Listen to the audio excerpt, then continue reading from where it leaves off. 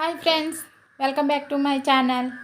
ఈరోజు shape belt మనము cut చేసిన దాన్ని బట్టి ఎలా కట్ చేసుకోవాలా, లేకపోతే ఆది బ్లౌజ్ని బట్టి కూడా ఎలా కట్ చేసుకోవాలనేది నేను చాలా వివరంగా ఈ వీడియోలో అనేది చూపిస్తాను.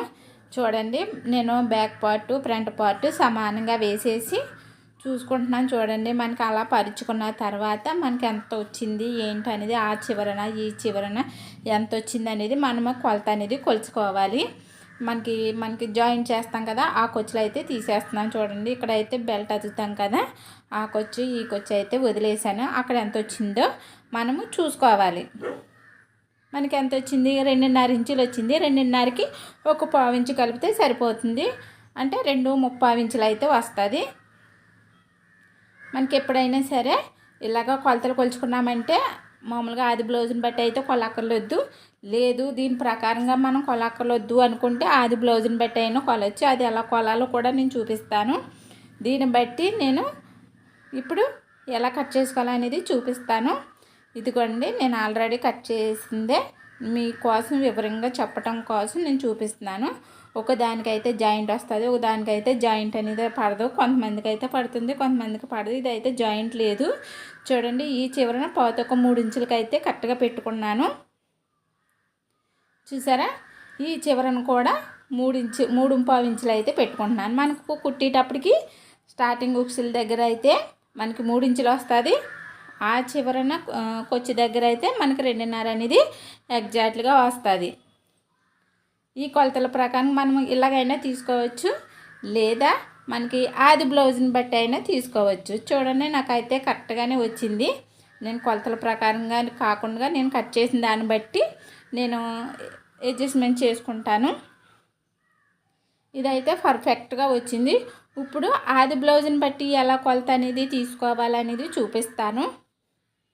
చూడండి, మనకి ఎప్పుడైనా సరే మనం షేప్ బెల్ట్ అతికిన తర్వాత కొచ్చు దగ్గరికి కుట్టు ఉంటుంది కదా, ఆ కుట్టు దగ్గరికి ఒక డాట్ అనేది పెట్టుకోవాలి. చూడండి, ఇలా కొచ్చు అయితే ఒక 1/2 ఇంచు పైనే పెట్టారు. ఎందుకంటే పోగులు ఊడిపోతాయి అనేసి వీళ్ళకి ఊడకుండా ఉండటం కోసం ఒక 1/2 ఇంచు అయితే ఎక్స్ట్రా పెట్టారు. ఇక్కడైతే 2.35 ఇంచులు వచ్చింది.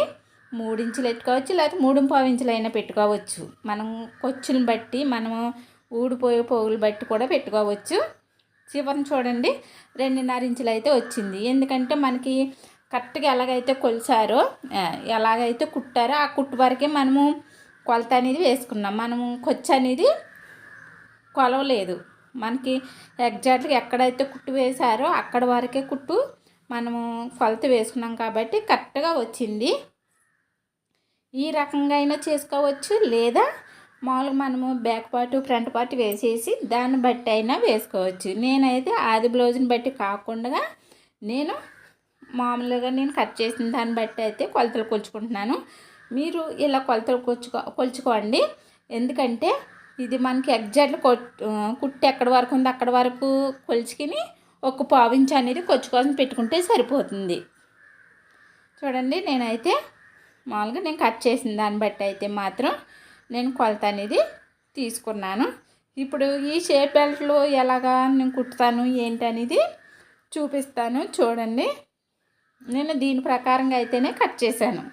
నేను ఆది బ్లౌజ్ అయితే చూడలేదు. ఆది బ్లౌజ్ ఎలా కుట్టుకోవాలో చూపించాను కదా కట్ చేసుకోవాలనేది. నేను ఆది బ్లౌజ్ బట్టి కాకుండా మామూలు నేను కట్ చేసిన దాన్ని బట్టి అయితే కొలత అనేది కొలుచుకున్నాను. మీరు ఆది బ్లౌజు షేప్ బెల్ట్ కొచ్చుతోటి లెక్క వేసుకోవచ్చు, కొచ్చు కాకుండానే చేసుకోవచ్చు. మనం కొచ్చుతోటి లెక్క వేసుకున్నాం అనుకోండి, కరెక్ట్గా కొచ్చుతోటి పెట్టేసుకోవచ్చు. అదే మనం కుట్టుతోటే కట్ చేసామనుకోండి, ఒక పావు ఇంచు కొచ్చు కోసం పెట్టుకుంటే అడ్జస్ట్మెంట్ అనేది సరిపోతుంది. ఇదండి, ఇప్పుడు షేప్ బెల్ట్లో ఎలా కుట్టాలో ఏంటనేది చూపిస్తాను. ఇదిగోండి, ఒక దానికైతే జాయింట్ పడదు. చాలా వీడియోలో చెప్పాను మీకు.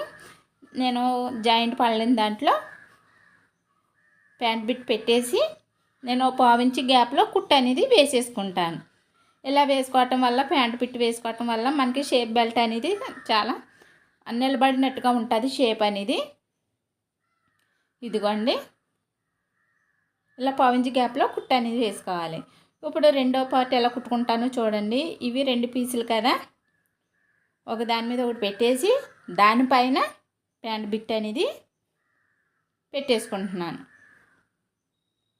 మీకు ఈ వీడియో కనుక నచ్చినట్లయితే లైక్ చేయండి, షేర్ చేయండి, సబ్స్క్రైబ్ చేయండి. ఇదిగోండి పావించి గ్యాప్లో మనము కుట్టు అనేది వేసుకోవాలి. మనకి 2 రకాలుగా అయినా కుట్టుకోవచ్చు. ఏంటంటే మనకి జాయింట్ పడినప్పుడు అయితే ఇలా కుట్టుకోవచ్చు, మనకి జాయింట్ పడలేకపోతే ఇలాగైనా కుట్టుకోవచ్చు. ఇప్పుడు ఇలా తిరగేసేసుకుని మనం 1/4 ఇంచ్ గ్యాప్లో కుట్టు అనేది వేసుకోవాలి. చాలా ఈజీగా ఉంటుంది. మనకి షేప్ బెల్ట్ పొడవు వచ్చినా పర్లేదు, కురస వచ్చినా పర్లేదు, మనము అడ్జస్ట్మెంట్ చేసుకోవటంలో ఉంటుంది. నేను లాస్ట్ని చూపిస్తాను అడ్జస్ట్మెంట్ ఎలా చేసుకోవాలనేది. చూడండి, ఇదైతే కుట్టేసాను. కుట్టేసిన తర్వాత ఒకదాని మీద ఒకటి పెట్టేసి మనము కట్ చేసుకోవాలి, సమానంగా కట్ చేసుకోవాలి. ఇదిగోండి చూడండి, నేను కుట్టేటప్పటికి 3 ఇంచులు వచ్చింది చూసారా. అలాగే మనము కుట్టు వేసుకున్న దాన్ని బట్టి కూడా మనకి అడ్జస్ట్మెంట్ అనేది సరిపోతుంది. నేను ఒక దాని మీద ఒకటి పెట్టేసి సమానంగా అనేది కట్ చేసుకోవాలి.